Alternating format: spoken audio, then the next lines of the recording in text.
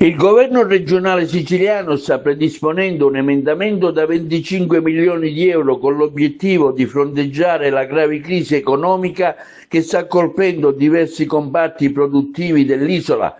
La misura nasce per contrastare gli effetti dell'aumento dei costi dei carburanti aggravati dagli eventi bellici degli ultimi mesi, che hanno inciso pesantemente in particolare sul settore dell'autotrasporto merci.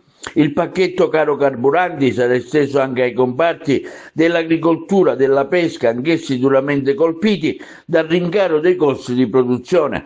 Il governo regionale, ha dichiarato il presidente della regione Schifani, è impegnato a dare una risposta concreta e tempestiva alle imprese siciliane che stanno affrontando una fase estremamente complessa. Con questo emendamento da 25 milioni di euro intendiamo sostenere non solo gli autotrasportatori, ma anche quei settori strategici come l'agricoltura e la pesca, fondamentali per l'economia e l'occupazione della Sicilia.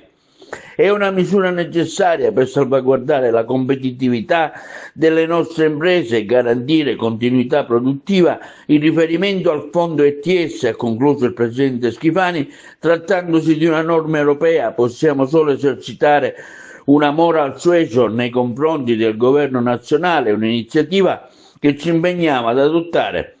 Nella giornata di ieri nel pomeriggio gli assessori all'economia Dagnino e all'infrastruttura Ricò hanno anche incontrato i rappresentanti degli imprenditori del settore degli autotrasporti.